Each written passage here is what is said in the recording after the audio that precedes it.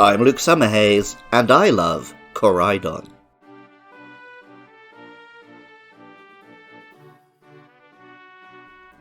One of the themes of the 9th generation Pokémon games were the past and the future. In Pokémon Scarlet, we focus on the past.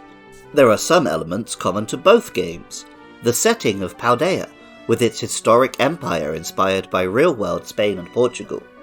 The legendary Pokémon in ancient cursed treasures. But then there are elements specific to Pokémon Scarlet, like the paradox in Area Zero.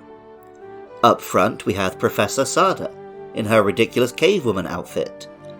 We met a rampaging, escaped woolly mammoth, and later, dinosaurs, screaming prehistoric Jigglypuffs, and even an ancient alien.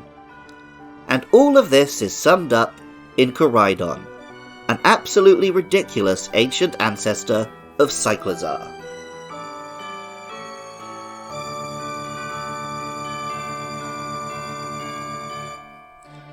Koraidon is a dragon and fighting type Pokémon. It has the neck and tail of Cyclizar, which make it resemble a motorcycle, with rope-like antennae on its head which act as handlebars, and also kind of resemble the braided ponytails of the interconnected animals of Avatar's Pandora, but maybe that's just me. This is a prehistoric lizard though, with large dinosaur feet, a gnashing jaw, and feathers which could resemble either the feathers now believed to have adorned dinosaurs, or the headdresses of pre-Columbian American cultures. The association between wearing feathers and prehistoric or savage imagery is a little problematic, so let's pretend it's just a dinosaur thing. Pokémon Scarlet says, "The ecology and other data about this Pokémon are unknown. It was named Koraidon by the professor who discovered it." And Pokémon Violet tells us, "It has similar characteristics to a creature described in an old book as the Winged King." Alas, we don't get to read the Scarlet Book or an Occulture magazine describing it. When we first meet the weak, timid Koraidon, it is anything but a Winged King. It can't battle, but serves as this generation's equivalent to a bicycle. Through completing the Titan quest with Arven, we could power Koraidon up with Herba Mystica, and befitting the acronym, it can gain movement options like old HMs, rock climb, surf, and eventually fly, by way of glide before the DLC. Later, at the end of the main story, we can delve into the crater of Area Zero, and discover the time machine through which Koraidon and the other Paradox Pokémon arrived.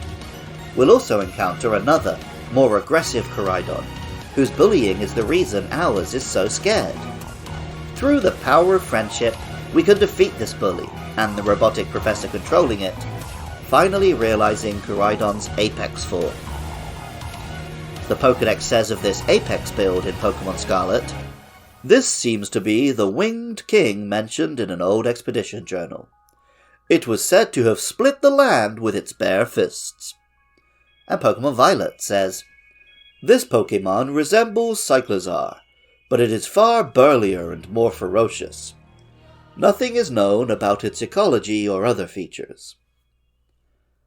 Later on, players can actually return and catch the other Koraidon too, as this is the monster that wounded Mabosstiff and literally killed Professor Sada. I think it's the first Pokemon a player can catch with a definite human kill count? Maybe Mewtwo. Either way, pretty wild. The name Koraidon combines the Japanese for the past with the don suffix often given to dinosaurs, meaning tooth. It also makes a nice little pun with ride on right in the middle there. Very cool. Dinosaurs and dragons are at the peak of natural power, mythology, and the symbolism of old European kingdoms. Koraidon lives up to all of these expectations by being an absolute monster. Strong and fast, with a solid type combination, this is all taken to a ridiculous level by its ability, Orichalcum Pulse, which not only sets up sunny weather, but also boosts attack in sunny weather. An obscenely powerful monster. Orichalcum, by the way, is a fictional metal, referenced in ancient mythology as being mined in Atlantis. Ancient even to the ancients. I was a player of both Scarlet and Violet, though I see Scarlet as my main game. I played through Violet on stream and have subsequently given the cartridge to my girlfriend. A big part of this decision is because I love the prehistoric vibe much more than the futuristic one. I come to Pokémon for pocket monsters. The more monstrous the better. Music for Luke Loves Pokémon is composed by Jonathan Cromie. Artwork for the show is by Katie Groves.